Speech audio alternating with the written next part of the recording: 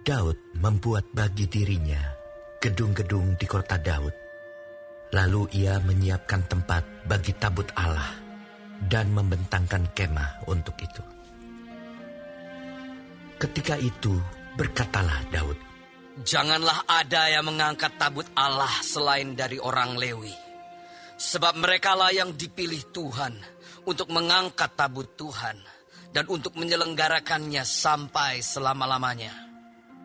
Kemudian Daud mengumpulkan segenap Israel ke Yerusalem untuk mengangkut tabut Tuhan ke tempat yang telah disiapkannya untuk itu. Daud mengumpulkan Bani Harun dan orang Lewi. Dari Bani Kehat, Uriel, seorang pemimpin, dan saudara-saudara sepuaknya, 120 orang. Dari Bani Merari, Asaya, seorang pemimpin, dan saudara-saudara sepuaknya, 220 orang. Dari Bani Gerson, Yoel, seorang pemimpin, dan saudara-saudara sepuaknya, 130 orang. Dari Bani Elsafan, Semaya, seorang pemimpin, dan saudara-saudara sepuaknya, 200 orang. Dari Bani Hebron, Eliel, seorang pemimpin, dan saudara-saudara sepuaknya, 80 orang.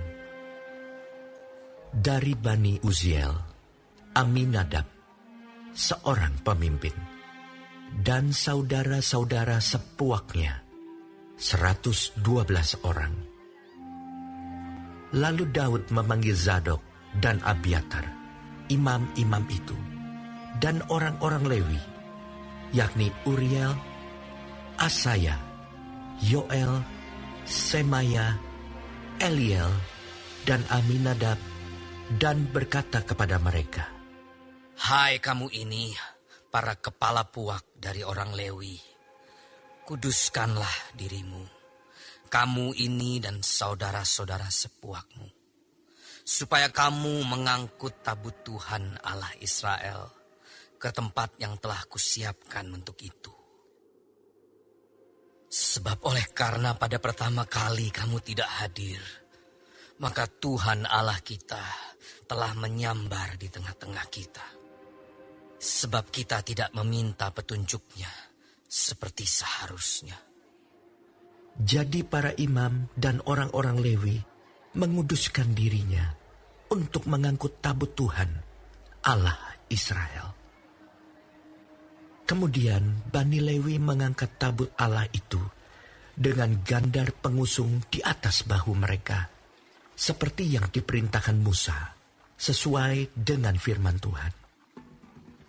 Daud memerintahkan para kepala orang Lewi itu supaya mereka menyuruh berdiri saudara-saudara sepuak mereka, yakni para penyanyi, dengan membawa alat-alat musik seperti gambus, kecapi, dan ceracap, untuk memperdengarkan dengan nyaring lagu-lagu gembira.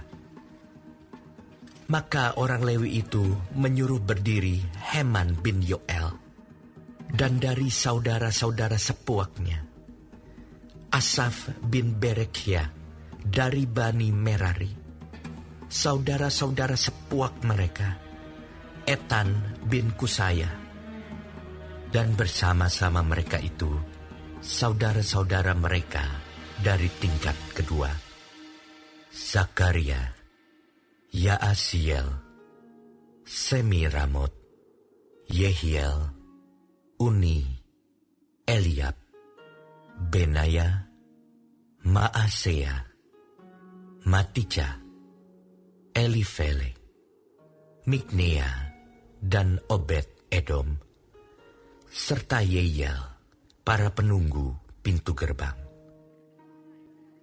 Para penyanyi, yakni Heman, Asaf, dan Etan, harus memperdengarkan lagu dengan ceracap tembaga. Zakaria, Aziel, Semiramot, Yehiel, Uni, Eliab, Maasea, Benaya harus memainkan gambus yang tinggi nadanya. Sedang Matija, Elifele, Miknea, Obed-Edom, Yeyel, dan Azazia harus memainkan kecapi yang 8 nada lebih rendah tingkatnya untuk mengiringi nyanyian. Kenanya, pemimpin orang Lewi, mendapat tugas pengangkutan. Ia mengepalai pengangkutan sebab ia paham dalam hal itu. Berekhia dan Elkana adalah penunggu pintu pada tabut. Dan Sebanya, Yosafat, Netaneel, Amasai, Zakaria, Benaya, dan Eliezer, yakni imam-imam itu, meniup nafiri di hadapan tabut Allah. Sedang Obed-Edom dan Yehia adalah penunggu pintu pada tabut itu. Maka Daud dan para tua-tua Israel dan para pemimpin pasukan 1000 pergi untuk mengangkut tabut perjanjian Tuhan itu dari rumah Obed-Edom dengan sukacita. Dan oleh karena Allah menolong orang Lewi yang mengangkat tabut perjanjian Tuhan itu, maka dipersembahkanlah 7 ekor lembu jantan dan 7 ekor domba jantan.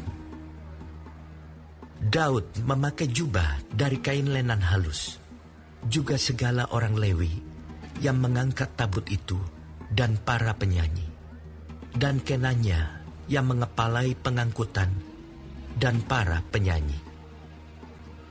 Daud juga memakai baju efod dari kain lenan. Seluruh orang Israel mengangkut tabut perjanjian Tuhan itu dengan diiringi sorak dan bunyi sangkakala, nafiri dan ceracap, sambil memperdengarkan permainan gambus dan kecapi. Ketika tabut perjanjian Tuhan itu sampai ke kota Daud, maka Mikal, anak perempuan Saul, menjenguk dari jendela, lalu melihat Raja Daud melompat-lompat dan menari-nari. Sebab itu, ia memandang rendah Daud dalam hatinya.